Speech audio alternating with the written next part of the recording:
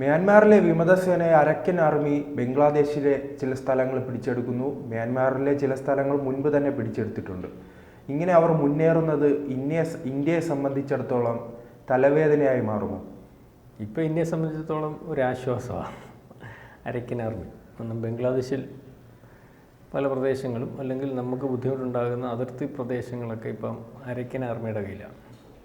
Cent Martin's ദ്വീപും അവരുടെ പൂർണ്ണ നിയന്ത്രണത്തിലാണ്. നമ്മൾക്ക് വേണമെങ്കിൽ അത് കൈമാറുമെന്നൊക്കെ പറഞ്ഞ വാർത്തയൊക്കെ നേരത്തെ വന്നിട്ടുള്ളതാണ്. ഇപ്പം നിലവിൽ ഏറ്റവും പുതിയ റിപ്പോർട്ടെന്ന് പറഞ്ഞാൽ അരക്കൻ ആർമി ഈ പറയുന്ന റക്കേൻ സ്റ്റേറ്റ് ഉണ്ടല്ലോ, അതിനകത്ത് 18 നഗരങ്ങളാണ്. റക്കേൻ സ്റ്റേറ്റിൽ 18 നഗരങ്ങൾ, പ്രധാനപ്പെട്ട മ്യാൻമറിലെ ഒരു സ്റ്റേറ്റ്. അതിനകത്ത് നേരത്തെ ഇവർ 15 നഗരങ്ങൾ ഇവരുടെ കയ്യിലായിരുന്നു. അതിനകത്ത് 3 പ്രധാനപ്പെട്ട നഗരങ്ങളുണ്ടായിരുന്നു. അത് ഈ മ്യാൻമറിലെ സായുധ അല്ലെങ്കിൽ മ്യാൻമറിലെ ഔദ്യോഗിക പട്ടാളം ഇവർ തമ്മിൽ ഫൈറ്റ് ചെയ്തുകൊണ്ടിരിക്കുകയാണ്. ഈ 3 സ്റ്റേറ്റ് ഇവർക്ക് പിടിക്കാൻ പറ്റാതെ നിൽക്കുകയായിരുന്നു. പിടിച്ചെടുക്കാൻ വേണ്ടി നിരന്തരം യുദ്ധത്തിലായിരുന്നു. ഇപ്പോൾ 3 സ്റ്റേറ്റും കൂടി, അല്ലെങ്കിൽ 3 സ്റ്റേറ്റല്ല, 3 നഗരങ്ങൾ, 18 നഗരങ്ങളിൽ 15 അവരുടെ കയ്യിലായിരുന്നു. അതിൽ 3 പ്രധാനപ്പെട്ട നഗരങ്ങൾ കൂടി ഇവരുടെ കയ്യിലായി. ഈ 3 പ്രധാനപ്പെട്ട നഗരങ്ങളുടെ പ്രത്യേകത എന്ന് പറഞ്ഞാൽ, ഈ 3 പ്രധാനപ്പെട്ട നഗരങ്ങളിൽ ഏതാണ്ട് 25ഓളം ആയുധ ഫാക്ടറികളുണ്ട്. അതായത് റോക്കറ്റ് റേഞ്ചുകൾ ഉൾപ്പെടെ നിർമ്മിക്കുന്ന ആയുധ ഫാക്ടറികൾ. ഈ ആയുധ ഫാക്ടറികൾ അതുപോലെ പ്രധാനപ്പെട്ട ആയുധങ്ങളൊക്കെ നിർമ്മിക്കുന്ന ആയുധ ഫാക്ടറി. ഈ ആയുധ ഫാക്ടറി എന്ന് പറഞ്ഞാൽ ബംഗ്ലാദേശ് ബോർഡറാണ്. ഈ ആയുധ ഫാക്ടറിയിലേക്ക് പോകുന്ന എൻപാഡ് റോഡ് പോലും ഇപ്പം അരക്കൻ ആർമിയുടെ നിയന്ത്രണത്തിലാണ്. അതായത് അരക്കൻ ആർമി ഈ പ്രദേശം മൊത്തം പിടിച്ചെടുത്തതിന് ശേഷം ഈ ആയുധ ഫാക്ടറിയുടെ നിയന്ത്രണം മ്യാൻമറിൻ്റെ കയ്യിൽ ഇല്ലാതെ വരികയും അരക്കൻ ആർമി ആയുധ ഫാക്ടറി പിടിച്ചെടുക്കുകയും ചെയ്താൽ ഇവരുടെ സായുധ ബലം വർദ്ധിപ്പിക്കുന്നതിന് വളരെ കൂടുതലായിട്ട് സാധിക്കും, അറിയാം. മാത്രവുമല്ല, ഈ ബംഗ്ലാദേശ് ബോർഡറിലാണ് ഈ ഫാക്ടറികൾ ഏതാണ്ടുള്ളത്. അതിൻ്റെ റോഡ് ഉൾപ്പെടെ, അതായത് പൂർണ്ണ നിയന്ത്രണം ഇവരാഗ്രഹിച്ചതുപോലെ, ഈ അരക്കൻ ആർമി ആഗ്രഹിച്ചതുപോലെ പൂർണ്ണ നിയന്ത്രണം ഈ പറയുന്ന 18 നഗരങ്ങളുടെയും, റൈക്കൻ സ്റ്റേറ്റിൻ്റെ പൂർണ്ണ നിയന്ത്രണം അവരുടെ കയ്യിലായി. നേരത്തെ അവർ പലവട്ടം പറയുന്നുണ്ട്, ഞങ്ങൾക്കൊരു രാജ്യം ഉണ്ടാക്കേണ്ടതായിട്ടുണ്ട്, അല്ലെങ്കിൽ ഈ പറയുന്ന ബംഗ്ലാദേശിലെ ഏതാണ്ട് ബോർഡർ, ഈ മ്യാൻമർ ബോർഡർ, നമ്മൾ ബംഗ്ലാദേശും ഈ ബോർഡർ ഏതാണ്ട് 400 കിലോമീറ്റർ 300 കിലോമീറ്റർ എന്നാൽ നേരത്തെ ഇപ്പം അനൗദ്യോഗികമായിട്ട് ഓരോ ദിവസവും അവർ കടന്നു കയറിക്കൊണ്ടിരിക്കുക. അതുപോലെ ഈ ദ്വീപ്, ഈ സെൻറ്റ് മാർട്ടിൻസ് ദ്വീപ്, ഇതെല്ലാം പിടിച്ചിട്ട് ഈ പ്രദേശങ്ങളെല്ലാം ഉൾപ്പെടുത്തിക്കൊണ്ട് അവർ രാജ്യത്തിന് വേണ്ടി, അല്ലെങ്കിൽ ഇപ്പോൾ അവരുടെ നിയന്ത്രണത്തിലാണ്, അത് ഔദ്യോഗികമായിട്ട് ഒരു രാജ്യമാക്കുന്നതിന് വേണ്ടിയുള്ളൊരു ശ്രമമാണ്. അതായത് അവിടെ ഈ ബുദ്ധ സന്യാസി അല്ലെങ്കിൽ ബുദ്ധമതക്കാരുടെ അവരുടെ സംരക്ഷണത്തിന് വേണ്ടിയുള്ള ഒരു ആർമിയാണല്ലോ അരക്കൻ ആർമി, അല്ലെങ്കിൽ അതിനു വേണ്ടി ഉണ്ടായിട്ടുള്ളതാണ്. അപ്പോൾ ഇവരുടെ ഇപ്പോൾ സൈനിക ശക്തി എന്ന് പറഞ്ഞാൽ നമ്മൾ ഈ പറയുന്നത് പോലെയല്ല. ഒരു രാജ്യത്തിനകത്തല്ല, മ്യാൻമറിൻ്റെ സായുധ അല്ലെങ്കിൽ അവരുടെ പട്ടാളമായിട്ട് അടിച്ചിട്ട് അവരെ കീഴ്പ്പെടുത്താൻ പറ്റാത്ത രീതിയിലേക്ക് പോകുന്നു. രണ്ടാമത്, ബംഗ്ലാദേശിലെ പല പ്രദേശങ്ങളും പിടിച്ചെടുത്തിട്ട് അവിടുത്തെ ബംഗ്ലാദേശ് പട്ടാളത്തിന് ഇവരെ കീഴ്പ്പെടുത്താൻ പറ്റാത്ത അവസ്ഥയാണ്. കാരണം ഈ സെൻറ്റ് മാർട്ടിൻസ് ദ്വീപിലൊക്കെ അവർ ഒരു 12,000 പട്ടാളം വളരെ കാലമായിട്ട് അവിടെ നിൽക്കുകയാണ്. എന്നിട്ട് അവർ ബംഗ്ലാദേശ് എത്ര ശ്രമിച്ചിട്ട് മാറ്റാൻ പറ്റുന്നില്ല. ഇതിൻ്റെ അവരുടെ പരിശീലനം, അവരുടെ കയ്യിലിരിക്കുന്ന ആധുനിക ആയിട്ടുള്ള ആയുധങ്ങൾ, ഇതൊക്കെ അവർക്ക് എന്തോ ഒരു സപ്പോർട്ട് എവിടെ നിന്നാണെന്ന് ചോദിച്ചാൽ അതിന് വ്യക്തമായ റിപ്പോർട്ടുകൾ അല്ലെങ്കിൽ നമുക്ക് പറയാൻ പറ്റുന്ന കാര്യങ്ങളൊന്നുമില്ല. നേരത്തെ അമേരിക്ക അവരെ വളരെ വലുതായിട്ട് സപ്പോർട്ട് ചെയ്തിരുന്നു എന്ന് പറയുന്നു.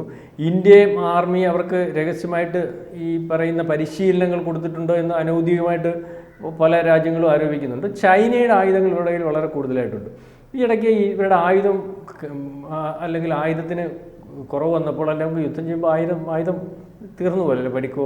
അപ്പോൾ നമ്മുടെ ഇന്ത്യൻ കപ്പൽ അതുവഴി പോയി അല്ലെങ്കിൽ ചെല്ലുന്നു, അല്ലെങ്കിൽ ആയുധം കൊടുക്കുന്നു. ഇതൊക്കെ ഔദ്യോഗികമായിട്ട് ഇതിനെപ്പറ്റി ആരും ആക്ഷേപം സ്പഷ്ടമായിട്ട് ഉന്നയിക്കുന്നില്ല എങ്കിൽ തന്നെയും നമ്മൾക്ക് മനസ്സിലാവുന്ന ഒരു കാര്യം എന്ന് പറഞ്ഞാൽ, അരക്കൻ ആർമിയുടെ പുറകിൽ വളരെ കൃത്യമായിട്ട് അവർക്ക് ബോധ്യം വരുന്ന രീതിയിലുള്ള ഒരു ശക്തമായ പിന്തുണ അവർക്കുണ്ട്. അതായത് അവർക്ക് പിന്തുണ ഇറക്കാം. പക്ഷേ ഇപ്പോൾ അവരുടെ നീക്കങ്ങൾ ഈ പറയുന്നത് പോലെ ബംഗ്ലാദേശിൽ കടന്നു കയറി സെൻറ്റ് മാർട്ടിൻസ് ദ്വീപ് പിടിച്ചെടുത്തു, അല്ലെങ്കിൽ മ്യാൻമറിലെ മ്യാൻമറിൽ ഇത്രയും പ്രദേശം പിടിച്ചെടുത്തു. ഇവർ സംസാരിക്കുന്നതും അവരനുകൂലമായിട്ട് പറയുന്നതും ഒക്കെ ഇന്ത്യയുടെ ഭാഗമായിട്ട് എന്നാണ് പറയുന്നത്. അതായത് ഇന്ത്യയെ കുറ്റപ്പെടുത്തുന്നില്ല. ഇന്ത്യക്ക് വേണമെങ്കിൽ അല്ലെങ്കിൽ എന്ത് വിട്ടുവീഴ്ചയും ചെയ്യാം. അതുപോലെ തന്നെ നമ്മുടെ 2 തുറമുഖങ്ങളുണ്ടായിരുന്നു. ഈ 3 പിടിച്ചെടുക്കാനുള്ള പ്രധാനപ്പെട്ട 3 നഗരങ്ങൾ. അതിനകത്ത് ഒരു തുറമുഖം നമ്മുടെ നിയന്ത്രണത്തിലും, ഒരു തുറമുഖം ഈ പറയുന്ന ഈ ചൈനയുടെ നിയന്ത്രണത്തിലുമാണ്. അപ്പം നമ്മുടെ നിയന്ത്രണത്തിലുള്ള തുറമുഖം അന്ന് അവർ പിടിച്ചെടുക്കുന്നതിന് മുമ്പേ തന്നെ സിഡ്വേ തുറമുഖം പിടിച്ചെടുക്കുന്നതിന് മുമ്പേ തന്നെ അവർ പറയുന്നുണ്ടായിരുന്നു, ആ തുറമുഖത്തിൻ്റെ നിയന്ത്രണമോ അല്ലെങ്കിൽ ഞങ്ങളുടെ കൈവശമായാൽ പോലും ഇന്ത്യയുടെ ഭാഗമായിട്ട് തന്നെ തുറമുഖം അല്ലെങ്കിൽ ഇപ്പം ഇന്ത്യ നിയന്ത്രിക്കുന്നത് പോലെ നിയന്ത്രിക്കാനുള്ള സൗകര്യങ്ങൾ ഉണ്ടാകാൻ പറ്റുമോ? കാരണം ഇവർ പെട്ടെന്ന് നിലപാട് മാറുന്നതായി പല ഇത്തരത്തിലുള്ള കാരണം ഇവരൊന്നും ഒരു ഔദ്യോഗികമായ ഒരു സേനയല്ലല്ലോ, ഇവർക്ക് പെട്ടെന്ന് നിലപാട് മാറ്റാനല്ലോ. ശ്രീത്തെ, ഇതിനകത്ത് നമുക്ക് ആരെ വിശ്വസിക്കാൻ പറ്റും ആരെ വിശ്വസിക്കാൻ പറ്റത്തില്ല എന്ന് പറയുന്നതിനകത്ത് കാര്യമൊന്നുമില്ല. നമ്മൾ നയതന്ത്ര ബന്ധമെന്ന് പറയും. നയതന്ത്ര ബന്ധം എന്ന് പറഞ്ഞാൽ വലിയ രാജ്യങ്ങളുമായിട്ട് ഇപ്പോൾ അമേരിക്കയായിട്ടുള്ള നയതന്ത്ര ബന്ധം ഓപ്പൺ ടോക്ക് ആയിരിക്കും, എല്ലാവർക്കും അറിയാൻ പറ്റും. അല്ലാത്ത ബാക്ക് ഡോർ ടോക്ക് എന്ന് പറയും. ഈ ബാക്ക് ഡോർ ടോക്കിനകത്തുള്ളത് ഒരുപക്ഷെ അരക്കൻ ആർമിയായിട്ട് നമ്മൾ ചർച്ച ചെയ്തിട്ടുണ്ടാവും. അത് അനൗദ്യോഗികമായിട്ട് പറയുന്നുണ്ട്. അതുപോലെ ഈ പറയുന്ന ഏറ്റവും വലിയ നമ്മൾ ഏറ്റവും കൂടുതൽ എതിർക്കുന്നവരെ ഭീകരവാദികൾ. ഏറ്റവും കൂടുതൽ ഭീകരവാദികൾ ഭരിച്ചുകൊണ്ടിരിക്കുന്ന അല്ലെങ്കിൽ ലോകം മൊത്തം അംഗീകരിച്ചുകൊണ്ടിരിക്കുന്ന രാജ്യമാണല്ലോ ഇപ്പം പറയുന്ന അഫ്ഗാനിസ്ഥാൻ. അഫ്ഗാനിസ്ഥാനുമായിട്ട് നമ്മളിപ്പോൾ ബാക്ക് ഡോർ ഔദ്യോഗികമല്ല അനൗദ്യോഗിക സംസാരം. ഔദ്യോഗിക സംസാരം കഴിഞ്ഞ ദിവസം നടന്നു. ഔദ്യോഗിക സംസാരം നടക്കുമെന്ന് പറഞ്ഞാൽ ഇന്ത്യ പോലുള്ള രാജ്യമായിട്ടുള്ള ഔദ്യോഗിക സംസാരം എന്ന് പറയുമ്പോൾ അത് ബാക്കിയുള്ള രാജ്യങ്ങളും അവരുമായിട്ട് ബന്ധപ്പെട്ട് പോകുന്നതിനുമൊക്കെ തയ്യാറാവും. ഇപ്പോൾ അതിനുശേഷം അവിടുന്ന് സ്ത്രീകൾക്ക് സ്വാതന്ത്ര്യം വേണം അല്ലെങ്കിൽ സ്ത്രീകൾക്ക് സ്വാതന്ത്ര്യം അനുവദിക്കണം, വിദ്യാഭ്യാസം അനുവദിക്കണം എന്ന് പറഞ്ഞുകൊണ്ട് അവിടുത്തെ പ്രധാനപ്പെട്ട ഒരു മന്ത്രിയുടെ പ്രസ്താവന കഴിഞ്ഞ ദിവസം കണ്ടതല്ലേ. ഞാനീ ചോദിച്ചത് നാളെ അരക്കൻ ആർമി എങ്ങനെ ആയിരിക്കും എന്നുള്ളത് ഇപ്പം നമുക്ക് ചിന്തിക്കേണ്ട വിഷയമല്ലേ. പക്ഷേ ഇപ്പം ബംഗ്ലാദേശിനകത്ത് വിഷയം ഉണ്ടാക്കേണ്ട ആവശ്യം, ബംഗ്ലാദേശിലെ ന്യൂനപക്ഷങ്ങളെ നമ്മൾക്ക് ആ രാജ്യത്ത് കടന്നു കയറി ഔദ്യോഗികമായിട്ടുള്ളൊരു രാജ്യമാണ് ബംഗ്ലാദേശ്. ഔദ്യോഗിക രാജ്യമാണ്, നമ്മൾ ഔദ്യോഗിക രാജ്യമാണ്. ആ രാജ്യത്തിനകത്ത് നമുക്ക് കടന്നു കയറുന്നതിന് ഒരു പരിധിയുണ്ട്. അവിടെ കടന്നു കയറി അവരെ ആക്രമിക്കുന്നതിന് വേണ്ടിയുള്ള എല്ലാ കുത്തിത്തിരിപ്പുകളും അവർ ഉണ്ടാക്കിക്കൊണ്ടിരിക്കുകയാണ്. അല്ലെങ്കിൽ അവരുടെ ഭാഗത്ത് നിന്നുകൊണ്ട് അവരെ ആ രീതിയിലാക്കിയ അല്ലെങ്കിൽ ഇന്ത്യയുമായിട്ട് ഈ പറയുന്ന സംഘർഷം ഉണ്ടാക്കണമെന്ന് ആഗ്രഹിക്കുന്നവർ ആ രീതിയിൽ പോകും. അപ്പം നമുക്ക് എന്ത് ചെയ്യാൻ നിൽക്കും? നമ്മുടെ നയതന്ത്രം, അതായത് നമ്മുടെ ഇസ്രായേൽ പറഞ്ഞോളൂ നമ്മുടെ സോഫ്റ്റ് പവർ എന്ന് പറഞ്ഞാൽ നമ്മൾ പറയാം ബംഗ്ലാദേശ് സംഭവിച്ചത് നാളെ കാലത്ത് ബംഗ്ലാദേശ് ശരിയാവും, നമ്മുടെ സുഹൃത്ത് രാജ്യമാണ് ബംഗ്ലാദേശ്. പക്ഷേ ബംഗ്ലാദേശിനകത്ത് മൊത്തം വിഷയമാണോ? ബംഗ്ലാദേശ് ഉരുത്തിരിഞ്ഞതിന് ശേഷം യൂനസിന് ഒരു ദിവസം ഭരിക്കാൻ പറ്റിയിട്ടില്ലല്ലോ, എന്നും പ്രശ്നങ്ങളാണല്ലോ. ഏകദേശം 3/4 ഭാഗവും അല്ലെങ്കിൽ അരക്കൻ ആർമിയുടെ കയ്യിലും അരക്കൻ ആർമി കയറിയിട്ട് ഇവിടുത്തെ ന്യൂനപക്ഷത്തിനെ കൈകാര്യം ചെയ്താൽ ഇനി ഞങ്ങൾ കൈകാര്യം ചെയ്യുമെന്നുള്ള രീതിയിലേക്കായില്ലേ. അപ്പം ആ രീതിയിലായി. പാകിസ്ഥാനിൽ പല ടോക്കുകളും വരും. POK നമുക്ക് പിടിക്കേണ്ട, POK നമ്മുടെ കയ്യിൽ വന്നോളും. നമ്മുടെ ആഭ്യന്തരമന്ത്രി പറയുന്നത് എങ്ങനെ, അല്ലെങ്കിൽ നമ്മുടെ പ്രതിരോധ മന്ത്രി പറയുന്നത് അങ്ങനെ, അല്ലെങ്കിൽ നമ്മുടെ പ്രധാനമന്ത്രി പറയുന്നത് അങ്ങനെ, നമ്മുടെ വിദേശകാര്യമന്ത്രി പറയുന്നത് നമുക്ക് സമാധാനമേ ഉള്ളൂ. പക്ഷേ അവിടെ നടക്കുന്നത് എന്തോ ബലൂചിസ്ഥാൻ തീവ്രവാദികൾ എന്തോ ചെയ്തുകൊണ്ടിരിക്കുന്നത്, അതിനകത്ത് അവരുണ്ടാക്കിയ ഭീകരവാദികൾ എന്തോ ചെയ്തുകൊണ്ടിരിക്കുന്നത്, ഇമ്രാൻഖാൻ്റെ ഭാഗമായിട്ടിരിക്കുന്ന പാർട്ടി എന്തോ ചെയ്തുകൊണ്ടിരിക്കുന്നത്. അപ്പോൾ ഇതിനകത്ത് ഈ രീതിയിലേക്കുള്ള ഒരു നയതന്ത്രമാണ് ഇപ്പം ഇന്ത്യ അവലംബിച്ചുകൊണ്ടിരിക്കുന്നത്. നമുക്ക് മനസ്സിലാവും, നമ്മൾക്കെതിരെ വരുന്ന രാജ്യങ്ങളെ നമ്മൾ യുദ്ധം ചെയ്യാതെ തന്നെ നമ്മുടെ നയതന്ത്രബലത്തിൽ, അതായത് നമ്മൾ ഈ ഫേസ്ബുക്ക് അല്ലെങ്കിൽ യൂട്യൂബ് ഈ മാതിരിയുള്ള സംവിധാനങ്ങളും അല്ലെങ്കിൽ നമ്മളുടെ പത്രങ്ങൾ, നമ്മൾ കൊടുക്കുന്ന വാർത്തകൾ, നമ്മൾ ഒരു രാജ്യത്തിനെതിരെ പടച്ചാൽ ആ വാർത്തയ്ക്കുണ്ടാകുന്ന പ്രചരണം, ഇതിനൊക്കെ എന്താണ് കാനഡ എവിടെ പോയി? ട്രൂഡോയുടെ അവസ്ഥ നമുക്കറിയാമോ? ട്രൂഡോ നമുക്കെതിരെ തിരിഞ്ഞപ്പോൾ തൊട്ട് ട്രൂഡോ ലോകത്തിൻ്റെ നിറയിൽ ഏറ്റവും കൊള്ളില്ലാത്ത നേതാവായി, അല്ലെങ്കിൽ ലോകത്തിൻ്റെ നിറയിൽ ഭീകരവാദികളെ സംരക്ഷിക്കുന്ന ആളായി. അവസാനം ട്രൂഡോ വീണില്ലേ. ഇത് നമ്മൾ പല രാജ്യങ്ങളുടെ കാര്യം പരിശോധിക്കുമ്പോഴും മനസ്സിലാവും. നമുക്കെതിരെ നിന്നപ്പോൾ ശ്രീലങ്കയുടെ അവസ്ഥ എന്തായി? ശ്രീലങ്കയിൽ ആഭ്യന്തര കലഹം ഉണ്ടായോ? അല്ലെങ്കിൽ ആ രാജ്യത്തെ ഭരണാധികാരിക്ക് അവിടുന്ന് രാജ്യം വിട്ടു പോകേണ്ട അവസ്ഥ ഉണ്ടായോ? അതിനുശേഷം നമ്മൾ സംരക്ഷിച്ചു പോകുന്ന അല്ലെങ്കിൽ ഇപ്പം നമ്മുടെ ഭാഗമായിട്ട് നിൽക്കുന്ന നമ്മൾ കഴിഞ്ഞേ ഉള്ളൂ എന്നുള്ള രീതിയിലേക്ക് ആ രാജ്യത്തെ കൊണ്ടുവന്നില്ലേ. അതുപോലെ തന്നെ മറ്റു രാജ്യം മാലിയല്ലേ, മാലിയുടെ അവസ്ഥ എന്തുമായിരുന്നു? മാലിയുടെ അയാൾ അവിടെ പ്രസിഡന്റ് ആവുന്നത് എങ്ങനെയാണെന്നറിയാം. അയാൾ ടീഷർട്ടൊക്കെ ഇട്ടുകൊണ്ട് ഗെറ്റ് ഔട്ട് ഇന്ത്യ എന്ന് പറഞ്ഞ ടീഷർട്ട് ഇട്ടുകൊണ്ട് ക്യാമ്പയിൻ നടത്തി പ്രസിഡന്റ് ആയ ആളാണ്. അപ്പോൾ അദ്ദേഹം അവിടെ നിലപാടുകളെടുത്തു നമുക്കെതിരെ പരസ്യമായിട്ട് നിലപാടെടുത്ത് വന്നു. എങ്ങനെയായി സംഭവം? ഇപ്പോൾ ആ രാജ്യത്തെ പല ദ്വീപുകളും നമ്മളാണ് അവിടെ കൈകാര്യം ചെയ്യുന്നത്, അല്ലെങ്കിൽ നമ്മളെ ഏൽപ്പിച്ചിരിക്കുകയാണ്. അപ്പം ഈ ഒരു നയതന്ത്രം ഇന്ത്യയുടെ ആ നയതന്ത്രം കണ്ടിട്ടാണ് ഇസ്രായേൽ പറഞ്ഞത് ഇന്ത്യയെ കണ്ടുപിടിക്കണം, ഞങ്ങളുടെ ഹാർഡ്വെയർ അല്ലെങ്കിൽ ഞങ്ങൾ എതിരായിട്ട് വരുന്നവർ ഇസ്രായേൽ അന്നേരം അടിച്ചു നിൽക്കുക. നമ്മളങ്ങനെയല്ല, നമുക്കെതിരായിട്ട് വരുന്നവരെ നമ്മൾ നിലംപരിശാക്കും. മറ്റേത് അടിച്ചു നിൽക്കുന്ന ഇതിനെക്കാട്ടിൽ നമ്മളവൻ്റെ അടിത്തറ ഇളക്കിക്കളയുന്ന രീതിയിലേക്ക് ആഭ്യന്തരമായിട്ട് നമ്മൾ അതിനകത്ത് ഇടപെടും.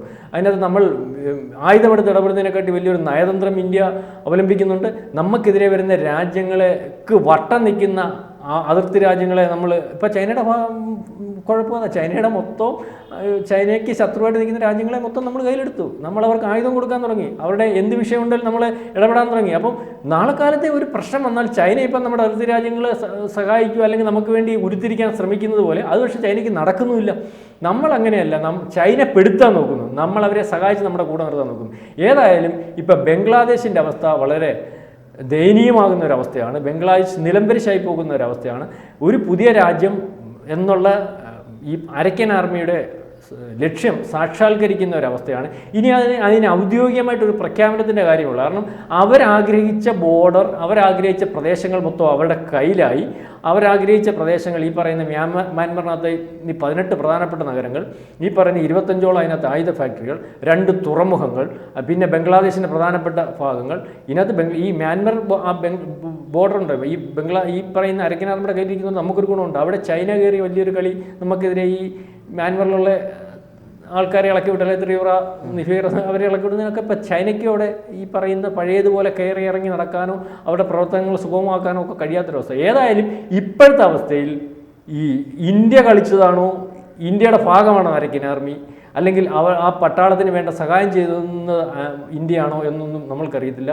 അരക്കൻ ആർമി രാജ്യം ഉണ്ടാക്കുന്നതിന് വേണ്ടി ആദ്യമേ സഹായം അഭ്യർത്ഥിച്ചത് ഇന്ത്യയോടാണ്. ഇന്ത്യ ഔദ്യോഗികമായിട്ട് പ്രതികരിച്ചിട്ടില്ല. ഏതായാലും ഇപ്പം ജയിച്ചത് അരക്കൻ ആർമിയാണ്. ഒരുപക്ഷെ നമുക്ക് ഇന്ത്യ ജയിച്ചു എന്ന് പറയാൻ ഔദ്യോഗികമായിട്ട് സാധിക്കത്തില്ല. ബംഗ്ലാദേശ് നിലംപരിശാകുന്ന ഒരവസ്ഥ. നാളെ എന്ത് സംഭവിക്കും? ഈ പറഞ്ഞ പോലെ ശ്രീത്ത് പറഞ്ഞതുപോലെ നമ്മുടെ രാജ്യം ഈ പറയുന്ന കാര്യങ്ങളൊക്കെ വളരെ കൃത്യമായിട്ട് നിരീക്ഷിച്ചുകൊണ്ട് ഇരിക്കുന്ന ഒരവസ്ഥയും ഉണ്ട്. കൂടുതൽ വാർത്തകളും വിശേഷങ്ങളും നിങ്ങളിലേക്ക് എത്താൻ ABC മലയാളം സബ്സ്ക്രൈബ് ചെയ്യുക, ബെൽ ബട്ടണും അമർത്തുക.